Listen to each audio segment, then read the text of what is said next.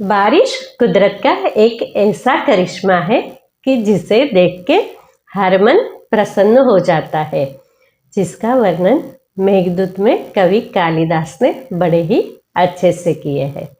पर हम स्वाद प्रिय भारतीय लोग जो है वो कहते हैं बारिश में पकोड़े नहीं खाए तो क्या खाया। आप कहेंगे मैं तो बहुत ही हेल्थ कॉन्शियस हूँ, पकोड़े अनहेल्दी होते हैं। जी नहीं, ये वीडियो में अंत तक बने रहिए। मैं आपको बुलवा के छोड़ूंगी कि पकोड़े हेल्दी होते हैं, बारिश में जरूर से खाने चाहिए। आइए जानते हैं बारिश में कौन से पकोड़े खाएं, कैसे खाएं, किसके साथ खाएं और अपने आप को हेल्दी कैसे रखें। नमस्कार दोस्तों, मुकुंदा आयुर्वेद में आप सबका स्वागत है। मैं डॉक्टर रूपा रावल, आयुर्वेदाचार्य, आयुर्वेद न्यूट्रिशनिस्ट। क्या हम पकोड़े सिर्फ अपने स्वाद की संतुष्टि के लिए खाते हैं?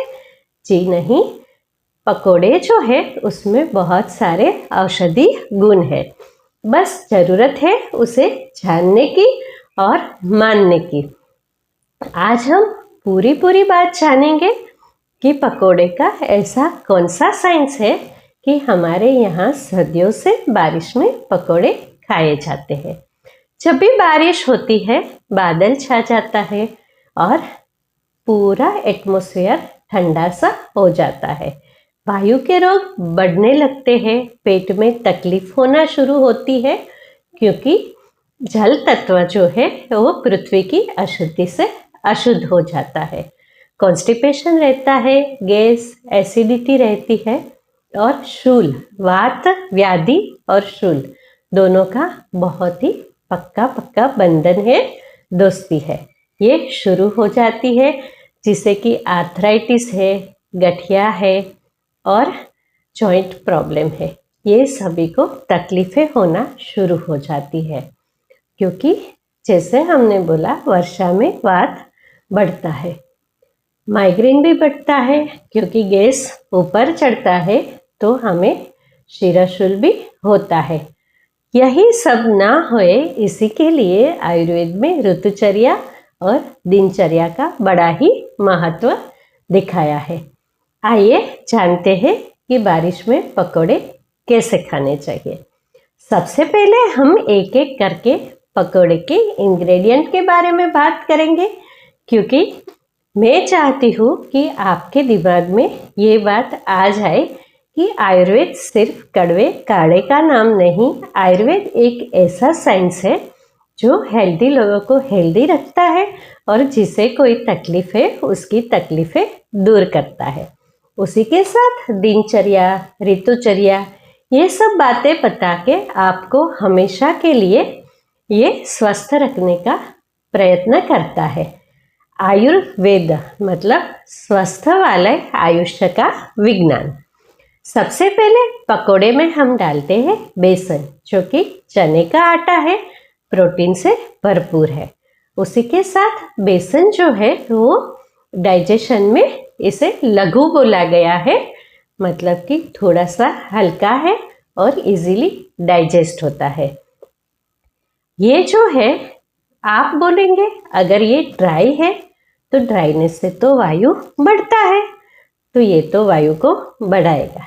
जी नहीं, जब भी हम पकोड़े बनाते हैं तो बेसन का जो स्निग्ध गुण है, नेचुरल लुब्रिकेंट है, वही तेल के साथ मिलके परम वात शामक बन जाता है, क्योंकि तेल जो है उससे अच्छी कोई वायु को शमन करने की औषधि होती ही नहीं है।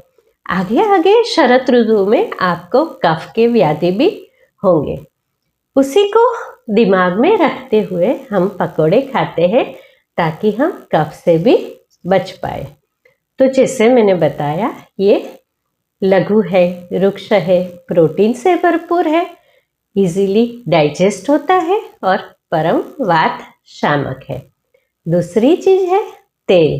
जैसे हमने बोला कि वो वायु को कम करता है, वायु की उत्तम औषधि है। उसी के साथ साथ तेल को योगवाही बोला गया है।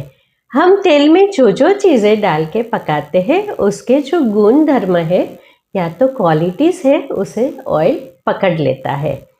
तो आगे मैं बताऊंगी कि ये योगवाही गुण जो है वो कैसे पकोड़े के जो मसाले हैं उसको पकड़ के वायु को कम करता है। मॉनसून में हमें बहुत सारे जैसे वात व्याधि होते हैं, सबका एक रीज़न होता है कि हमारा पेट, कोई भी जो रोग है उसकी शुरुआत पेट से ही होती है। और ये जो है वो शोधन की ऋतु है, हमें अपने गट को डिटॉक्सिफाई करना बहुत ही ज़्यादा ज़रूरी है। तो ये एक ऐसी मेथड है जिसमें आप स्वादिष्ट तरीके से अपने आप को डिटॉक्सिफाई करते हैं। चलिए बात करते हैं मसाले की, बाद में करेंगे हम इंग्रेडिएंट के बारे में बात। ऐसी कौन सी औषधियाँ है, ऐसी कौन सी चीज़ें हैं जिसके पकोड़े खाने से आपको फ़ायदा मिलता है, ना ही नुकसान। सबसे पहले बात करें तो उसमें होता है काली मिर्च। काली मिर्च जो है वो त्रिदोष शामक है, ज़्यादातर वायु और कफ को कम करती है। ये दीपन पाचन है, तो आपकी मंद हुई अग्नि जो है उसे वो प्रज्वलित करती है। और वर्षा में वैसे भी जो है वो अग्नि मंद हो जाती है। तो मॉनसून में पकोड़े में मरी ज़रूर डालिए। काली मिर्च जो है वो मॉनसून की एक बहुत अच्छी औषधि है। दूसरी चीज़ आती है कि पकोड़े में हमें अदरक को थोड़ा सा ग्रेट करके ज़रूर डालना चाहिए। अदरक जो है वो भी वात शामक है, कफ को भी कम करता है, जठराग्नि को बढ़ाता है, मॉनसून के लिए उत्तम है, डाइजेशन में हेल्प करता है। आगे की बात करें तो अजवाइन वायु का अनुलोमन करता है, पेट दर्द को कम करता है, कॉन्स्टिपेशन को कम करता है क्योंकि वायु का अनुलोमन हो जाता है। ठंडी ठंडी बारिश में अजवाइन जो है वो उष्णता देता है और आपके पकोड़े का स्वाद भी बढ़ाता है। धनिया, चाहे अक्खा वाला धनिया हो या धनिया पत्ती, उसके बिना तो पकोड़े अधूरे ही होते हैं। फाइबर से भरपूर और डाइजेस्टिव प्रॉपर्टी वाला धनिया जो है वो कॉन्स्टिपेशन को कम करता है। और ये मूत्रल है, माने कि आपकी ब्लैडर है उसको इजीली साफ करता है। बारिश में बहुत सारे लोगों को बार बार यूरिन इन्फेक्शन हो जाता है, इसमें धनिया जो है वो एक उत्तम औषधि है। हमारा किचन खुद में एक छोटा सा क्लिनिक है, जिसके जो इंग्रेडिएंट है उसको वाइजली अगर आप यूज़ करो तो आपको सारी दवाई वहीं से मिल जाएगी। आगे हम बात करें तो हम थोड़ा सा नींबू भी डालते हैं, पाचन के लिए श्रेष्ठ है। ये लीवर स्टिम्युलेट है, डाइजेस्टिव जूसेस को प्रमोट करता है। विटामिन सी तो है ही, पर क्योंकि ये वाटर सोल्यूबल है तो कुछ उड़ जाता है पकौड़े को फ्राई करने के लिए, पर दूसरे जो गुण है वो तो आपको मिलेंगे ही मिलेंगे। और जो आप उसमें गरम मसाले डालते हैं जिसमें लौंग है, सिनेमन है, काली मिर्च है, लाल मिर्च है, हल्दी है, ये सभी दरअसल वायु को कम करती है, डाइजेस्टिव जूस को प्रमोट करती है, लीवर स्टिम्युलेंट है और आपके पेट के लिए औषध स्वरूप है। ये सिर्फ मसाले नहीं है, ये आपको अच्छे से हेल्दी रखने का एक तरीका है। ये तो बात हुई मसाले की। यूँ भी हमने बोला कि बारिश में अम्ल रस है, उसकी प्रधानता होनी चाहिए और हमारा खाना ऐसा होना चाहिए जो कि डाइजेस्टिव फायर को प्रमोट करे। आइए बात करते हैं ऐसे कौन से पकोड़े खाए जो आपको फ़ायदा दे, नुकसान नहीं। सबसे पहले मैं बोलूँगी कि पकोड़े और आलू का पर्याय नहीं है, तो आलू जो है उसे साइड पे रख दीजिए। उसके अलावा बहुत सारी चीज़ें हैं जिसका बहुत ही ज़्यादा टेस्टी पकोड़ा बनता है। सबसे पहले आती है मेथी। मेथी के पत्ते के जो पकोड़े हैं वो बड़े ही स्वादिष्ट लगते हैं, टेस्टी लगते हैं। मेथी के पकोड़े, जिसे कि मेथी का गोटा बोलते हैं, गुजरात का सबसे प्रिय व्यंजन है। अगर आप गुजरात आए, मेथी के पकोड़े नहीं खाए तो क्या खाया। मेथी जो है वो वात शामक है। जल तत्व से जो प्रॉब्लम होता है उसके लिए बहुत अच्छी औषधि है। मेथी है वो नेचर में अल्कलाइन है। संतर्पणजन्य व्याधि माने कि ऐसे जो डिसीज है जो कि ओवर न्यूट्रिशन की वजह से हुए, उसके लिए सर्वश्रेष्ठ दवाई अगर कुछ है तो वो है मेथी। मेथी खाने की श्रेष्ठ ऋतु है बारिश का मौसम। ये डायबिटीज़ वालों के लिए भी बहुत ही ज़्यादा अच्छी है। डायबिटीज़ जो है वो कफ के बढ़ने से होता है, संतर्पणजन्य व्याधि है, तो मेथी खाने से उसमें बहुत ही ज़्यादा फायदा होता है। उसी के साथ डायबिटीज़ वालों में कफ के साथ वायु की भी वृद्धि होती है, तो वो मेथी के पकोड़े खा सकते हैं। थोड़ा सा हाथ हल्का रख के अपने पेट को देख के खाएं। दूसरा जो है वो है यम, जिसे कि गुजरात में रतालू बोलते हैं। और रतालू की पूरी माने कि रतालू की भज्जी बड़ी ही स्वादिष्ट होती है। ये जो रतालू है वो एक ऐसा वेजिटेबल है, वायोलेट वाला यम, कि जिसमें कोई भी यूरिया, डीएपी, पेस्टिसाइड ऐसा यूज़ करके नहीं उगाया जाता है। ये एक जंगली पौधा होता है जिसका रूट है, बड़ा ही न्यूट्रिशियस है। इसमें आयरन, कैल्शियम, फॉस्फोरस इससे भरपूर है। जो लोगों का हीमोग्लोबिन कम होता है, जिसकी डाइजेस्टिव फायर कम होती है और जिसे पेट की बार बार तकलीफ होती है, वो लोगों को चाहिए कि यम की पूरियाँ खाए, मतलब कि यम के पकोड़े खाए। जैसे हम आलू की भज्जी बनाते हैं वैसे ही यम की पतली पतली स्लाइसिस करके मसाले के साथ बनाया हुआ बेसन का बैटर में डिप करके उसे फ्राई कीजिए। बड़ा ही स्वादिष्ट है, आपकी जठराग्नि को बढ़ाता है, आपके लिए फायदेमंद है। आगे की जो बात है वो है मोरिंगा। मोरिंगा के पत्ते के गुण कौन नहीं जानता है। बारिश के मौसम जो है उसमें मोरिंगा में हरे हरे छोटे छोटे नए पत्ते आते हैं। वही पत्तों को लाके धो के छोटा छोटा काट के बेसन में मिला के मसालों के साथ उसकी भज्जी या पकोड़े बनाए। मोरिंगा जो है वो वायु और कफ को कम करता है। ये भी यूरिया, डीएपी, पेस्टिसाइड ये सबसे जो है वो बचा हुआ है। उसका जो पत्ता है उसका जूस पी लो तो ये रूमेटेड आर्थराइटिस और जॉइंट पेन वालों को बहुत ही ज़्यादा फायदा पहुंचाता है। अगर तो आप चाहते हो कि 80 प्रकार के वायु के रोगों से बचे रहे तो मोरिंगा का सेवन जरूर करें। आप ये भी कर सकते हैं कि आधा मेथी का पत्ता ले लीजिए, आधा मोरिंगा का पत्ता ले लीजिए, दोनों की मिक्स भज्जी बनाइए और एंजॉय कीजिए। हाँ जी, उसमें मसाले डालना मत भूलिएगा। तीसरा जो है वो हमारे जैनों का प्रिय कच्चे केले का पकोड़ा। अगेन कहूँगी, केला जो है वो भी पेस्टिसाइड से थोड़ा सा दूर ही है। ये एक नेचुरल चीज़ है और बहुत ही ज़्यादा न्यूट्रिशियस है। कैल्शियम से भरपूर है जो कि वायु के रोगों से बचाता है। थोड़ा सा शीतल है। बहनों के जो मासिक के रोग है उसमें बड़ा ही फायदा देने वाला है।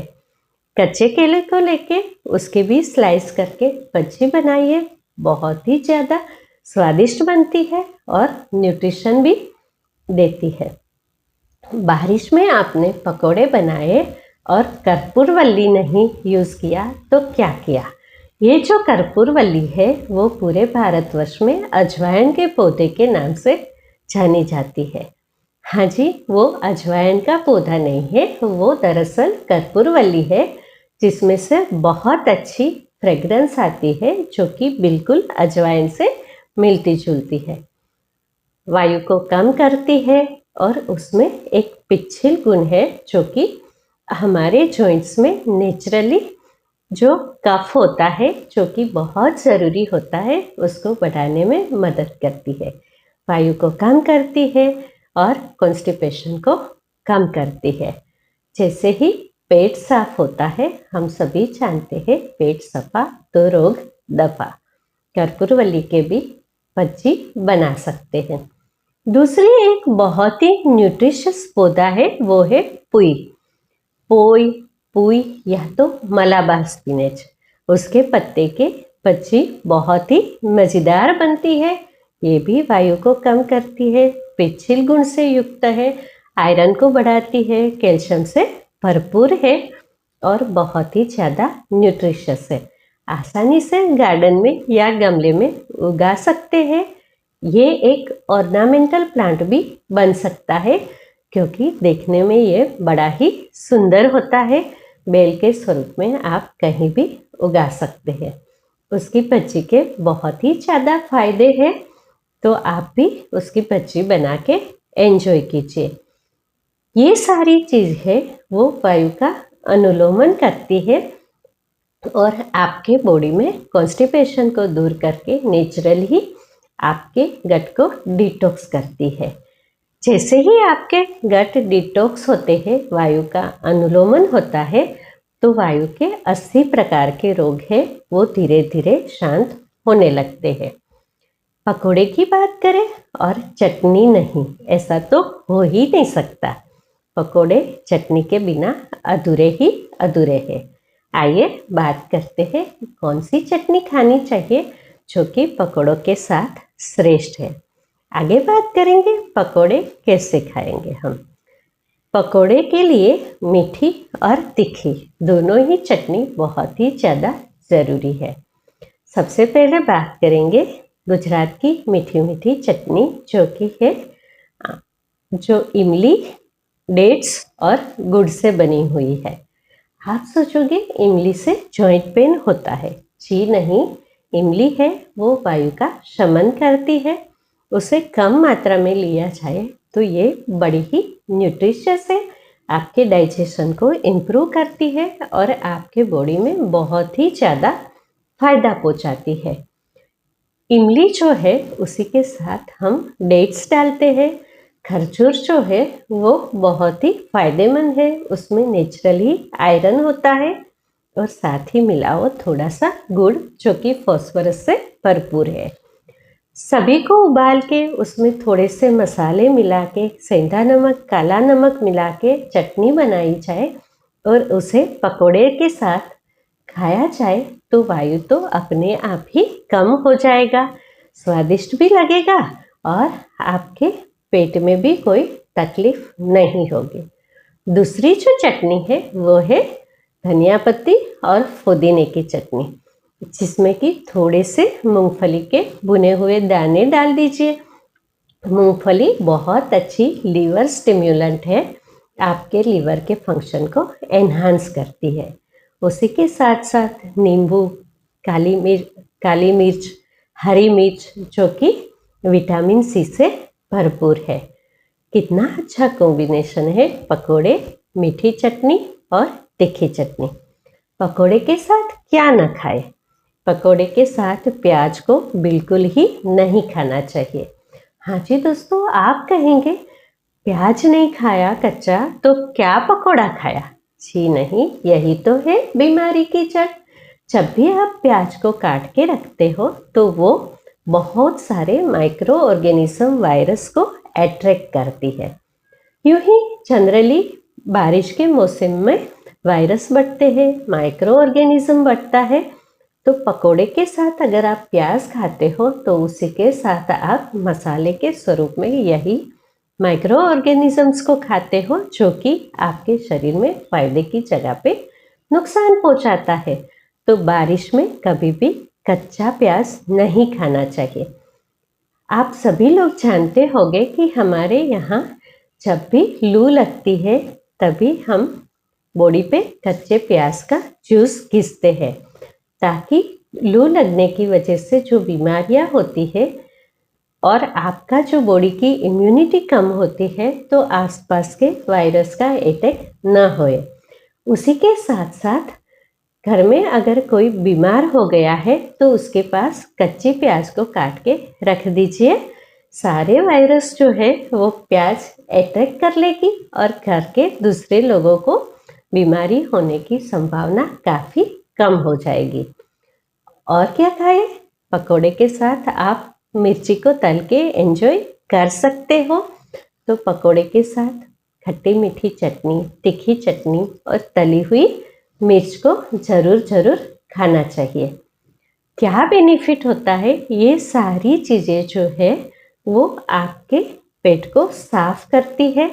तो आपके पेट का साफ होने से, वायु का अनुलोमन होने से आप वात रोगों से बचोगे और आगे शरद ऋतु में जो आपको कफ वाले रोग होते हैं उससे भी आपको निजात मिल जाएगी। हम ऐसे कैसे पकोड़े खाते हैं कि हम कहेंगे कि पकोड़े अनहेल्दी है, क्योंकि उसे आप रिफाइंड ऑयल में फ्राई करते हो। हाँ जी, रिफाइंड ऑयल जो है उसके बड़े ही नुकसान है, फ़ायदा तो कुछ भी नहीं। पकोड़ा बनाने के लिए आप लीजिए कच्ची खाने वाला जो सरसों का तेल ले सकते हैं, या तो फिर अगर तो आप गुजरात राजस्थान में रहते हैं तो मूंगफली या तो तिल तेल लीजिए। पर माइंड ये रखें कि वो जो है वो रिफाइंड वाला न होए। तेल परम वातशामक है और शुद्ध तेल में अगर आप पकोड़े बनाओगे तो वो आपके हार्ट को नुकसान नहीं करेगा, पर वायु का अनुलोमन करके आपके लिए फ़ायदा करेंगे। कैसे खाएं पकोड़े? आप लोग कैसे खाते हो? पकोड़े को नाश्ते की तरह खाते हो और साथ ही साथ अपना रूटीन वाला खाना भी खाते हो। ज़्यादातर आप पकोड़े रात को खाते हो। तो सबसे पहली बात, पकोड़े कभी रात को न खाएं। सूर्योदय से लेके सूर्यास्त तक दिन में ही पकोड़े खाना चाहिए। सर्वश्रेष्ठ समय है पकोड़े खाने का दिन में लंच से पहले। जब भी पकोड़े खाएं तो उस दिन आप दूसरा कुछ ना खाएं।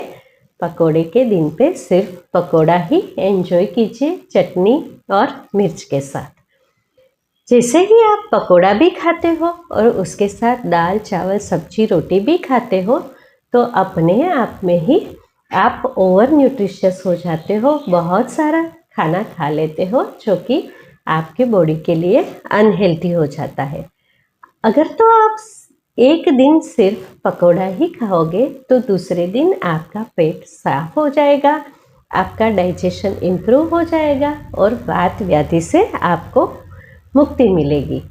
तो जब भी पकोड़े खाएं, रात को नहीं खाना है। पकोड़े खाने का एक दिन तय करें जबकि बारिश बहुत अच्छे से गिर रही हो, आसपास का एटमॉस्फेयर जो है वो बहुत ही ज़्यादा ठंडा हो गया हो, पकोड़े जो है वो ताज़ा हो, घर के बने हुए हो और मेक श्योर करें कि शुद्ध तेल में बने हुए हो।